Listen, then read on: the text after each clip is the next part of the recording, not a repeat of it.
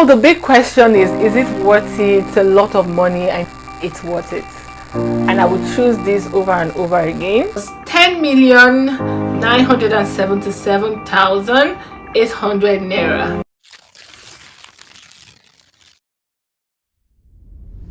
Hey guys, welcome back to another video and welcome back to the channel. I know it's been a while. If it's your first time coming or stopping by to this channel, hi, my name is Onyeka, and if you're returning, thank you very much for returning. You are most definitely welcome. This is like one of the most requested videos, and for some weird reasons, I don't know why I have been procrastinating to make this video, but because I love you guys so much, I'm going to be giving you guys a breakdown on the expenses, or all the expenses I had to make prior to me moving into Canada as an international student.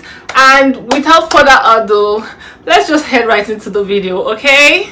So before coming into Canada, definitely you must have had a plan, you must have like a budget, you must have like a particular amount of money set aside for your whole expenses and everything you want to do before coming to Canada. I mean, you can't just wake up one morning and be like, oh, I want to come to Canada and study, and you feel like you can just get the money from anywhere. You definitely have to have budgeted or have saved a certain amount of money in your bank account, right? This video is like my personal expenses. I know we are different, people are different, and definitely the particular amount I spent before coming into Canada as a student will differ from what another person spends. It might be higher or it might be less. It depends. Everyone is different, but this is just my personal breakdown of the expenses I made before coming into Canada as an international student, okay? Before coming into Canada, there are two different kind of people. There are some people that will be like, oh my god, I can't do this on my own, I think I need to get an agent that will help me with my process, and then they go get someone that will help them like log in their application on their behalf. And then this other set of people that will be like, you know what, I mean, I can do this myself, why should I give another person my money? This is something I can obviously do myself. They just watch YouTube videos and do some more research about the application, and they submit the application themselves. Well, for me, I'm among the first set of people that was like, I can't do this myself, I think I need someone to help me. So I had to make use of an agent for this, my process. And yes, this is the breakdown of everything I had to do before, or the expenses I had to make before coming into Canada.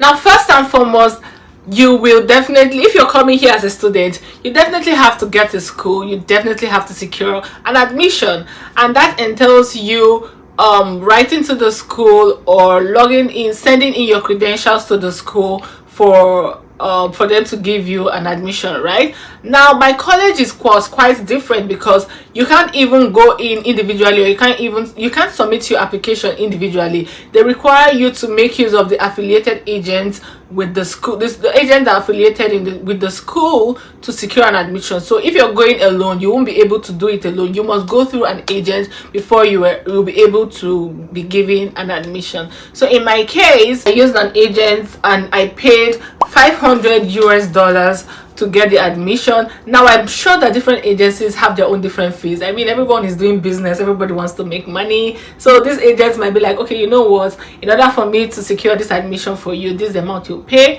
Now, after the admission, I got the admission, and for my school, you were required to pay. They'll give you an unconditional admission letter.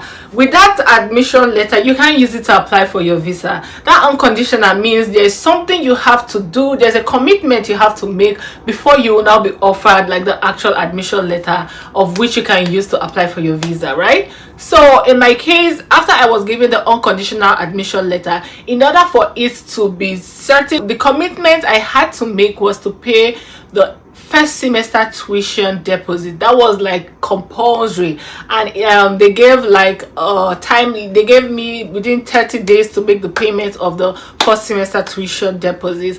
And first semester tuition deposit was 8,634 Canadian dollars and 14 cents, right? So I had to make this payment before I was given the admission letter I was meant to use to apply for my visa. So I made the payment, I was given the admission, I was given the admission letter. It was now time for me to apply for my visa. Now, before I moved to the visa application process, after I got the visa, before I came into Canada, before I traveled, I just decided to clear my table and pay the second semester tuition deposit. But this is not compulsory, it just depends on you. It's not like a compulsory thing to do. But because I was already coming in, I decided to clear my table and I paid the second semester tuition deposit. And the second semester tuition deposit was 8,642.86 Canadian dollars, right? After I made that payment, I now applied. So it's now time for me to apply for my visa. For the visa process, I decided to make use of the same agency that helped me with my admission, and I paid 800 USD for the visa. And I don't know why those people were just collecting USD when I'm obviously coming to Canada. Well, I was paying USD anyways. Everyone is trying to make money, right? So I paid 800 USD for the whole visa process, and that covered my biometrics as well. It didn't cover my medicals, so I actually had to pay for my own medicals myself, right? I paid that and I went for my biometric. After I did my biometrics, part of the document I had to gather was the police report.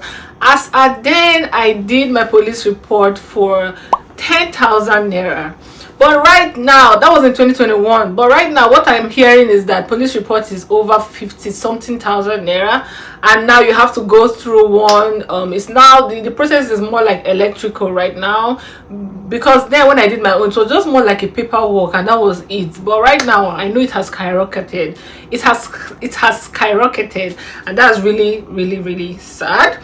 So I paid the police report of 10,000 Naira. Now the miscellaneous, which included printing, scanning, transportation. You guys, once you want to start this process, the amount of papers you will have to have, the amount of scanning you will do, the amount of transportation you will have to do, like you have to make, because you will have to move from one place to another. Maybe just generally trying to get gather your stuffs together. You have to just the transportation for those that didn't have their transcript with them. Probably you have to travel to your school. But in my case, I had my transcript with me, so that was already settled. I didn't have to go to my school for any reason, or I didn't have to send money to my school to pay for my transcript. Just say for the printing, scanning, transportation, because people are different. In my case, I paid around, let me just say, 20 to 30,000 Naira for the printing, scanning, and transportation expenses. So after that one, you also I also paid for my affidavit, because I went to the court to do like an affidavit of support with my dad. I paid around 2,000 Naira for the court affidavit. I was meant to do my international passport, and that's something I still regret not doing up to now, because that thing haunted me like crazy. Why I'm saying that is because I had like 1 year. I had like 1 year before my passport could 1 year and some months before my passport would expire. So I didn't just feel like renewing it, and that was the mistake I made, because I came here and I had to now apply for another study permit extension. I had to go to Ottawa. The Nigerian embassy there took them over like 4 months to give me my passport. I had to now apply for a second extension, because the first extension I was given was based on the passport that was expiring, and because my passport came in late, they gave me based on the expiry date of the current passport I had. So that was just a whole lot of stress I wouldn't want anyone to go through. If you notice that your passport is expiring maybe a year before you start your application, I'll just advise you to just renew your passport before you apply for your visa, because I don't think you want to go through all those stress of traveling to Ottawa and meeting I'm going to the embassy, going through all those stress of renewing your passport. Okay, that I had to also pay for medicals. Now medicals, I paid around 46,500. That was what I paid in 2021. I don't know if it's the same thing as of now, but I paid 46,500 for my medicals. And then I paid for my flights as well. I didn't come here from Nigeria, I came here from Benin Republic, so I had to pay for my flight from Nigeria to Lagos. I paid 55,500 as at then from Lagos I took a transportation to Benin Republic. Let me just say roughly 10,000 or 20,000 naira as at then. When I now got to Benin Republic, then COVID was still a thing. So the whole COVID test, you guys are so lucky that the COVID is not, it's still a thing, but at least it has subsided a bit. But as at then, I had to do COVID test, we pay for COVID certificate, you know, all those COVID protocols we had at then. Now let me just say in general, as at then, I paid for the COVID test, I paid 57,000 sefa, because sefa and naira were like equal, were the same thing. 57,000 sefa was equal to 57,000 naira. Like it was just the same thing. The only thing is just that you're not spending in naira, you have to convert the money to sefa, but it was just the same thing. So I paid 57,000 sefa for the COVID test. I had to book my flight from Benin Republic to Canada, and I paid I paid 887,300 sefa, which was equal to or equivalent to 887,300 naira. Now I booked my flight and I made use of Air France so that was the flight I used to come into Canada. When you're coming into Canada, definitely prior to you coming, you must have decided to you must have gotten an apartment, or you definitely have a place where you're going to come and stay when you land. You don't want to come and be homeless now. You don't want to come and be sleeping on the streets. So definitely you must have made like arrangements on apartment or anywhere. So in my case, I already like arranged an apartment where I'm going to stay before coming, and I paid around 1,050 CAD. Because why I pay this amount, it's a requirement to take your first month and last month before you move into an apartment. So for instance, if your rent is like, let me say $600, you'll be required to pay ×2 of that money as your first and last month's rent. I don't know if that makes sense, but that's it. I will explain. I can explain better about this in another video. So I had to pay like my first month and my last month in order to secure the apartment. For those that won't be able to secure the apartment before coming, maybe you must have made reservations in an Airbnb or in a hotel, depends on your financial capability. That's a different case, but in my case, I was able to get one before coming. Then before you come here, you will definitely go shopping. Now you will shop, you will buy food stuffs, you will buy clothes, you will buy hairs, because you don't want to come here, at least as a girl, you will come with like some wigs that will be sustaining you, because braiding here is quite expensive.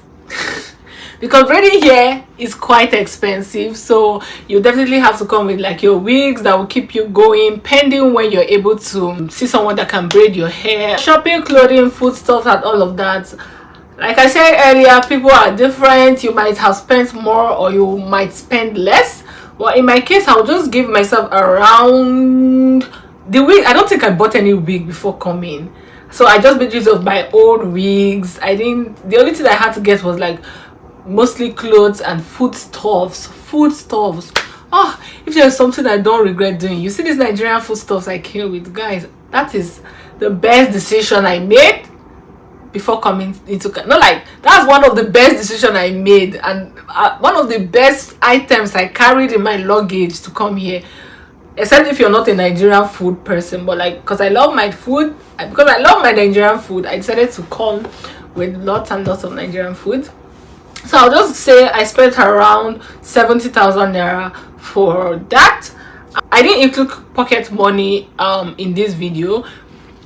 Some people might decide to come with around 6,000 and above, or some might decide to come with $6,000 and below, depends on you. But for this video, I didn't include like the pocket money I came with. Now in total, the expense I had to make before coming into Canada as an international student was 10,977,800 naira, and this was the amount of money I paid before coming into Canada. Now the big question is it worth it, all these expenses you're making just to come to another country and school?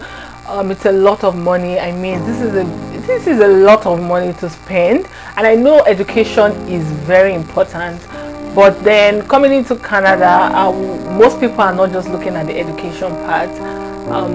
Canada is a good place. The immigration route, there are so many immigration routes. Different people have their different reasons for coming here, especially as an international student. In my case, the big question of if it's worth it will be that it's worth it, and I would choose this over and over again, because the experience I've gotten, what I have achieved. I'm not saying I've achieved something very tremendous, but like me right now, from when I came into Canada, I can see like the difference.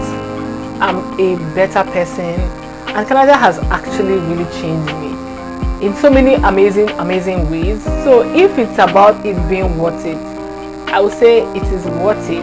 If you have, and if you're second guessing on taking that route, I would say you should please go for it. It's definitely worth it, and I am so glad I actually came into Canada as an international student. Thank you very much for getting to this part of this video. You guys have been so amazing. Thank you for sticking with me, and thank you for coming through this journey with me. Thank you very much, guys, and I'll see you in my next video. Bye.